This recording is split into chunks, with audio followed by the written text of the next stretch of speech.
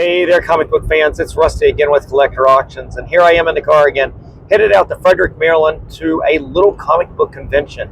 Now, this show is held by the same group, Show Promotions, who puts on that show down in Annandale, Virginia, a show that I just went to a week ago from the filming of this episode.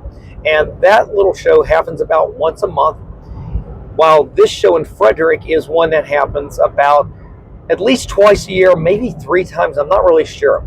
It's about 3 times as big as the one down in Annandale, and it is all comic book dealers, while the one in Annandale is 50% comic book dealers and 50% sports card dealers. So we're going to go out today. I don't have a lot on my agenda what I'm looking for. I'm an open book. We'll definitely be on the search for some Invaders books to see if I can find some to finish up that run. I'm about 5 issues down, well, 6 if you count the king size annual. So we'll see what we can find. I will definitely be looking for some good keys that I can clean and press and get into CGC like I normally do. Books that I can sell and help pay for the hobby. Books that I can also put into the PC. You never know. Again, I'm an open book. So I'm going to go out. I'll shoot some footage while I'm there, and then I'll come back and we'll do a little show and tell once I get home. So stay tuned, and I'll be right back.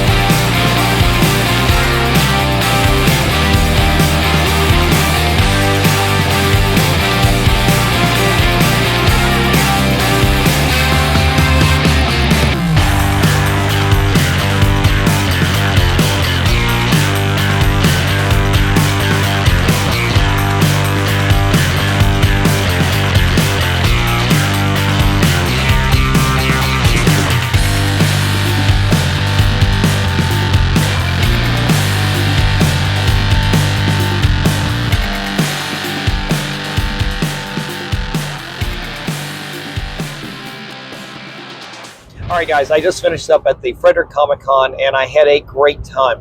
There were a lot of great books there, a lot of great books. You could satisfy your itch with Golden Age all the way to modern books. You could find just about anything you wanted.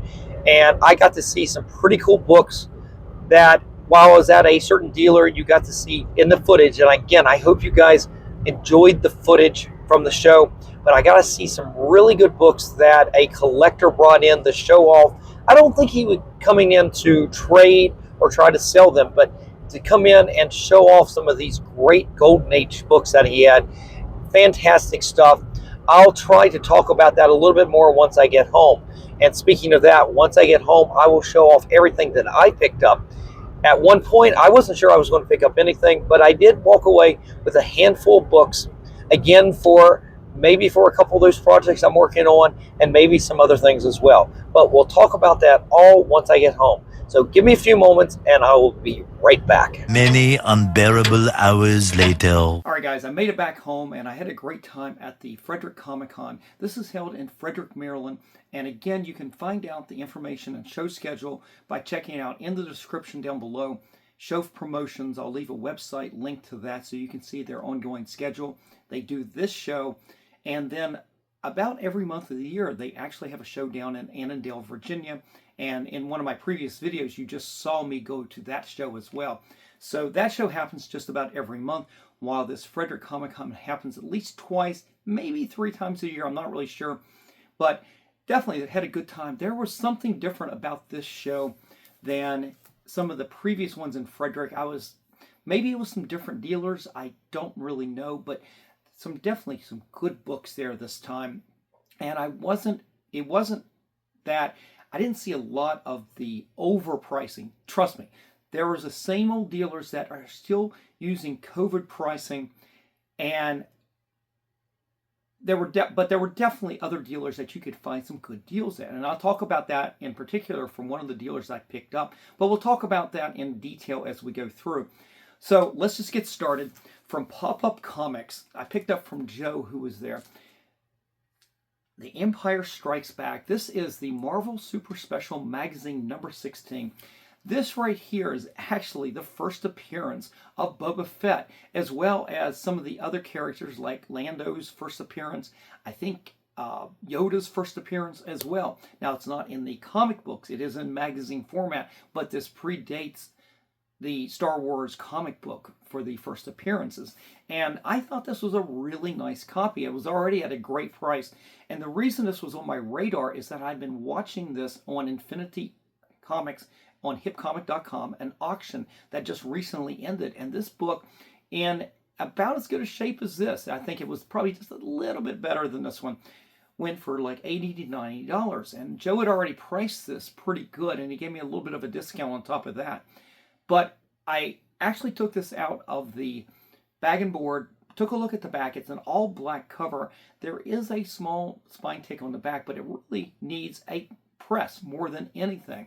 And that's one of the reasons that I went ahead and picked this up. Joe's one of those people that will tell me not to buy something. He knows I love to get my books graded, big keys graded.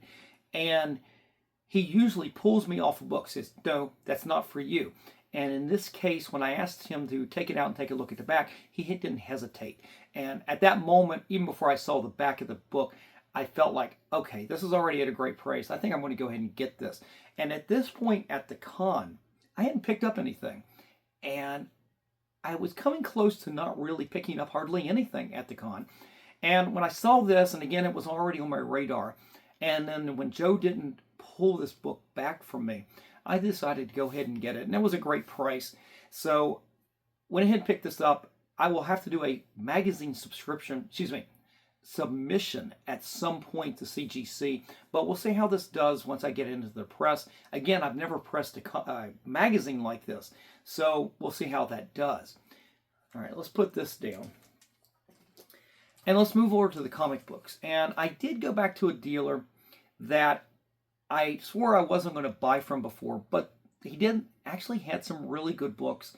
At his table, the books weren't outrageously priced, but they were definitely on the high side. And one of the reasons I don't go back to this dealer very often is He's the one that I had an issue with out in Hagerstown a year ago when he gave me grief over buying a Watchmen #1. I came in at an offer that I was actually higher than what the current market was at that time.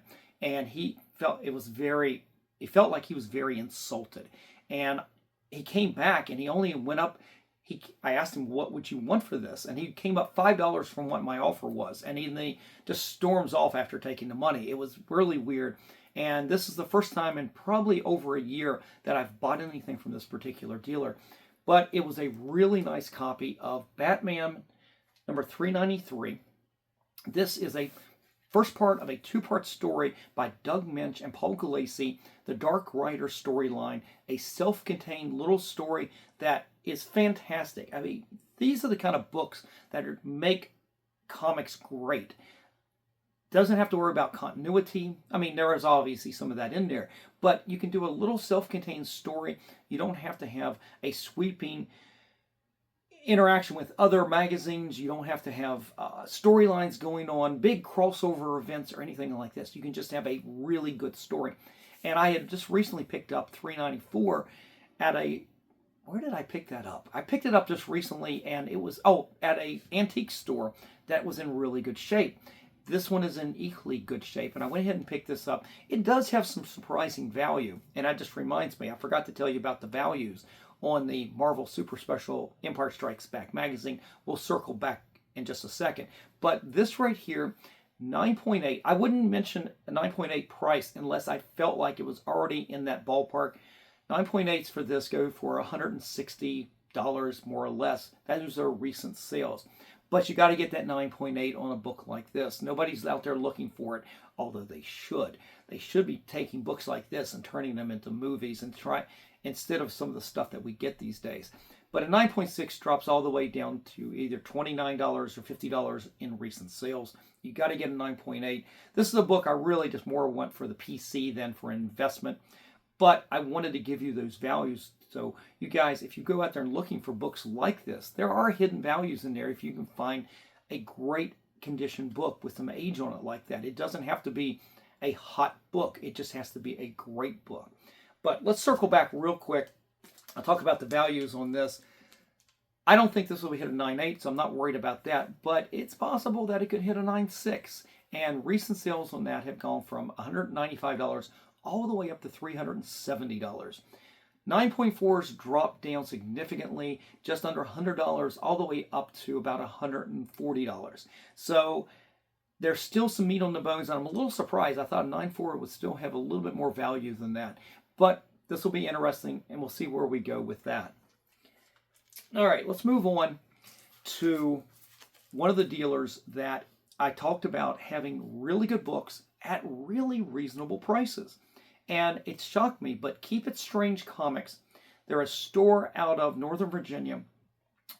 Stopped by there, and a couple things happened. One, I was going through the boxes, and I found some Bronze Age books, some beloved books from my childhood that I felt were in really good condition. And as I'm going through, you saw some of this in the footage as I was pulling those books out. What happened was I had about 2 or 3 boxes left to go, and an older fellow and his wife shows up with a grocery bag with some massive Grail Golden Age books that he wanted to show off. And he wasn't looking to sell. I think he was just wanting to show people the books that he had. And you saw a little snippet of that in the montage there. He had one of those great, I can't remember which one of the EC books it was. It was the one where the wife had been beheaded and you see her head down to the bottom. I have to remember what book, what Tales of the Crypt book that is, which one of that is. I can't remember right off, but I will put it in the notes right there. But I got to see some of those books, but I had to wait for this conversation to end to be able to go through the rest of the boxes and then actually buy my books. But when I did buy the books, I honestly thought I had some really good books here. Some of them are beloved books from my childhood, but the conditions were really outstanding for the prices. And after I put everything together, he gave me a little bit of a discount too, so that was really good. So let's just get into these books that I picked up. One of my first Defenders books as a kid was Defenders number 7. In fact, my first issue was number 6, but number 7 here, this beautiful cover with the Defenders fighting Atuma. You got Hawkeye, who sort of joined the team at this point. This right here was from July of 1973. And surprisingly, again, I'm going to give you 9.8 values, recent sales on this, because I think the conditions are in that neighborhood right there. 9.8s have gone from anywhere from $450 down to $360 recent sales. 9.6s anywhere from $158 to $200. Even a 9.4, 9.4, I may have to do a pre-screen of a 9.6 on this, I think. But a 9.4 drops down significantly, $38 to $75. Not a key. And even though it does have some age on it here, this is definitely one that you definitely want to have in that higher grade. Again, it goes back into what I'm talking about. Books that have age on them that you can get those super high grades on have value. But if they don't, if you don't get even 9.6 on a lot of these or below that, forget about it. You shouldn't even get it graded at that point. But again, this was not a key, but a beloved book from my childhood. And I kind of dropped Defenders right after this. I didn't have a lot of these sporadically after this, but I never had this as a kid. This is issue number 9. Now, this is a sort of small key. It is part 2 or chapters 4 through 6 of the Avengers versus Defenders war that was going on between the Defenders and Avengers back in 1973. And this book right here, that's the key part of it. You got more Sal Buscema artwork. I've bought this book over the last year a couple times, actually, in fact. But the condition on this is scary good. 9.8s, again, super value, even better than the last one. Super value of a 9.8 goes for anywhere from $565 up to $700. 9.6s dropped down to $250 to $300, and I realized I didn't write down a 9.4, but knowing what that price is, that's probably still a 9.4 is going to be, with a minor key like this, it's still going to be over probably $100 to $150 at the most, probably. I don't think it's going to drop down below that $100 mark, but I could be wrong. Again, I didn't write the notes down for that. Also in these was another beloved book, and this is one I kind of wanted to get back in my PC because a couple years ago I started selling some of my books, and this book had some value. It has a fantastic cover. In fact, it's one of my favorite covers from those early 70s years. Not a key, though, but it is Marvel Team Up number 11. You've got the Inhumans with Spider-Man.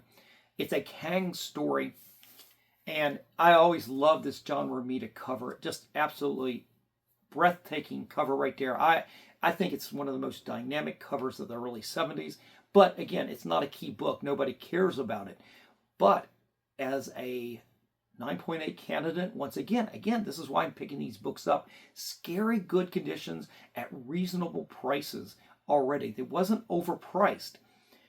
But this, as a 9.8, recently went for almost $1,000, down to about $830. We had a couple sales in the last few months. 9.6s do fantastically as well. $480 down to $355, and then 9.4s even go for $179 up to $240. Those are all recent sales this year on this book right here.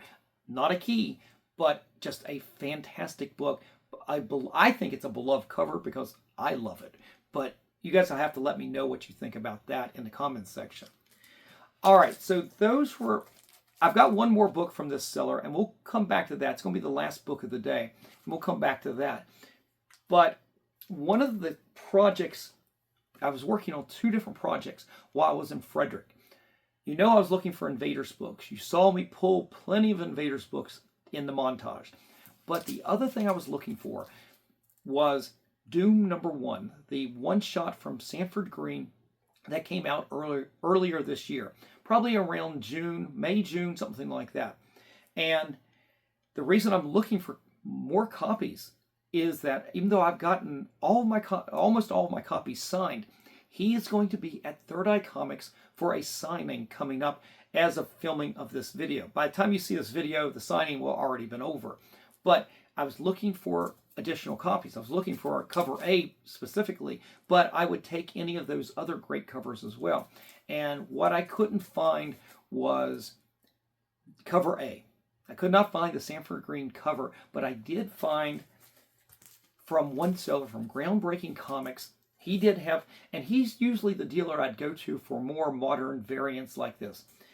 He did have the Hildebrandt Doom cover right there. And so I ended up buying a couple of these because the copy I got Sanford Green to sign, he had signed in a kind of a pink marker, and he had signed along the, where was it?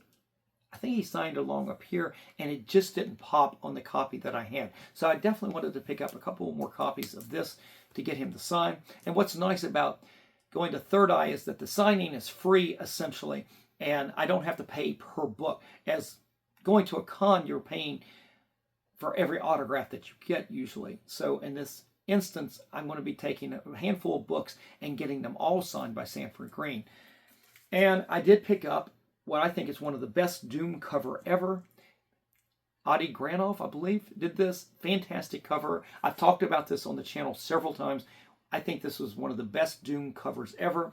And I ended up picking up 2 copies of that to take to the signing. So I'm excited about getting to see Sanford Green again. This will be at least the second time now I've gotten to meet him. And of course, he is the artist on Bitter Root as well. That was a book I was never really familiar with. In fact, I wasn't really familiar with his work until I read Doom, but it was such an impactful comic this year. In fact, I think it was one of the biggest hits of the year, and you can't find cover A out there. Now, I have bought one off of eBay, but I've got that ready for the signing, and I'll show that into a future video as well. But yeah, that's a tough cover to find. It's funny, you can't find cover A, but you can find the variants. Usually it's the other way around. So we'll do a video on that as well when I get to go to Third Eye and do that signing. So stay tuned. You'll get to see that video in the upcoming future here. All right, so let's circle back a little bit to the other project that I was talking about, and which was looking for Invaders books. And I'm down to about 5 issues, and the giant size annual, I don't think it's an annual, but the giant size Invaders as well. 5 to 6 issues, give or take. And I was finding a lot of Invaders books during the show. But what I wasn't finding was, in a lot of places, the condition. But I did find at one dealer, and you'll have seen this in the montage, I did find issue number 21. And even though I had just picked this up at the previous little show I went to, that book proved to be a mistake because while the spine was fantastic, the corners were fantastic, there was a crunch right down here at the bottom that I failed to actually see when I was looking at the book. I just overlooked it. Now, at that time, I didn't spend a lot of money. But this right here was from a dealer that they actually put the price sticker and they put an estimated grade, if you were going to get this book graded, what they think it is. And they have a price tag of $30 on there as a 9.4. And I'm going, okay, that's interesting that they gave out that kind of information. My first take, though, was $30 is way too much for this book. It is a minor, very minor key compared to the book right before it and some of the other books in the Invaders run.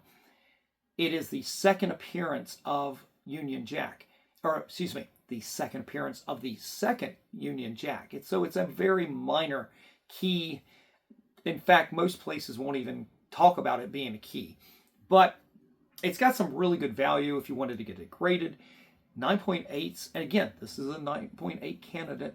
$300 down to $228. Again, these are all recent sales. 9.6s still have value at $150 to $170. So it is a good book. But 9.4 falls off the cliff. And I literally sit there and I looked up what a 9.4 went for just recently. Literally, if you wanted a 9.4 in this, somebody just bought one for $27. And I kind of used that to my advantage. I didn't mind overspending because the condition was crazy good on this, but I said, I can't do $30. I said literally to the dealer, I said, a 9.4 graded just went for $27. I can't give you $30 for this. What can you do? And he did come down to 20, and I probably could have pushed it a little bit more, but to be honest with you, it was a really crazy good condition book. I think his estimate and what I can do to the book once I get it into the press and clean it up a little bit will even itself out there. Overspent for what he thinks it is. I may have gotten a bargain if I wanted to get it graded. So that's kind of my take on that. But again, here we got a case where we've got older prices. Books are way overpriced. This is a case where I was able to come down a lot. That $20 should have been what it should have started at, and I should have been able to get it down to about 14 or 15. Ugh, that is what it is. Again, a lot of dealers are just have those books overpriced at this stage, and I get it. That's a lot of books to have to reprice all the time. So that's pretty good. So I technically now have really knocked issue 21 off that list. We're down to about 4 issues and the giant size. And while I was at another dealer, and I'm blanking on which dealer it was at this point, I found a very nice copy. I don't think it's a 9.8 candidate, but it may be close with a little bit more love and attention. Giant size Invaders #1. It is a square bound book. It's not the best square bound I've seen, but it's not damaged. It's just kind of the way it's produced. That's more of the damage. But this book definitely needs a little bit of cleaning, a little bit of love. 9.8s on this go for $750 to $710. 9.6 has dropped down significantly, down to $115 to about $160. Again, I'm not looking to get these Invaders books graded though, but I am looking for the best condition I can get so I can complete the run as basically a high grade collection. And that's pretty good. In one day, finally, I was able to make significant inroads in those final Invaders books. I think at this point, I'm down to about 4 issues at this point. Maybe even 3. So maybe by spring, we will, with a few more shows under my belt, maybe we'll have gotten this collection complete at that point. I don't know. We'll find out. But that leads me back to the final book that I picked up for today. And I'm going to circle back to Keep It Strange Comics. And after the couple had left with all those great books, I had gone through and I'd taken a look at some of the other books that he had. He had a box of some fantastic Golden Age books. You saw me thumbing through a little bit of that. And then I took a look at, he had Wolverine, the limited series, #2. Actually, he had all 4 issues, but I was looking for issues #2 and 3. #2, I had just got back from CGC as my 9.8 keeper copy. So that leaves me with that project that I'm working on. 9/8 on all 4 of those issues leaves me with issue #3. But I still am an open book to looking at the other ones, but I only looked at issues 2 and 3. So I took a look at this issue #2, and the spine, beautiful, corners, beautiful, but it had some wrinkling to it that I knew I was going to have to put some work into it. And having just got that 9.8 meant that I wasn't going to get another one at this point. But this one right here, #3, tough book because of the black cover.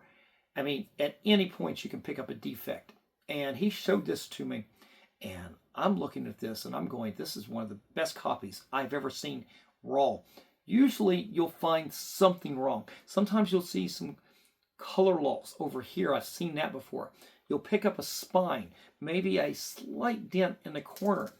And what's nice about this, and it's going to be impossible for to see, is that the cover wrap does come around just enough to the front that the white cover from the back comes around and is down the spine. So you don't have the black completely on the spine right there. And it is a super clean copy that, man, I think this book right here is a 9.8 candidate all day long. And I hope to get this into CGC at some point fairly soon. I would love to finish up those 4 issues and finish that goal that I've literally set for myself for the last couple of years. I've got 9.6s of this right here, but I've never been able to get that 9.8. And 9.8s right now, I don't want to go out there and just buy it. I want to find it, and I want to clean and press it, and I want to send it in. That's what I want to do. And the reason is I want this at a decent price. This price had a $40 price tag on it. And I've seen this book be $70, $80 at a lot of other dealers in less condition, much less condition than this. 9.8s go for, what did I just say, $295 to $277. 9.6s really fall off the cliff, though. It's amazing. I'm going to have to hold on to my 9.6 Or maybe I'll crack it. Maybe worth it for me to crack it to see if I can press it up. $69 to $70. Unbelievable. The 9.6 in this right here is only going for that little. So this is one that I hope to get in. I probably will put it as a pre-screen just because I don't want another 9.6. But I think this is going to come back as a 9.8 all day long. Fingers crossed on that, and then we will complete that mini little project right there. But guys, that is it. Had a great time at the Frederick Comic-Con. Again, check out show promotions for their show schedule. And I'd love to see you at the show. I ran into several people that follow the channel at the show. That's always pretty cool. And I, again, just had a great time. A lot of great books, even with the dealers who had too high price tags, they still had some really good books at the show. There was a lot of selection at the show to be able to choose from. And definitely be looking forward to going to the next show in Frederick. But guys, definitely leave me a comment in the comment section below. Let me know what you think about the books I picked up today. And if you enjoy this kind of content, hit that like, slap the subscribe, and click on that notification bell so you don't miss out on any of the content that I put out each and every week, Monday, Wednesdays, and Fridays at 3 p.m. All right, guys, I'm out of here. Have a great day, and I will see you for the next show. Just remember, every comic has a story.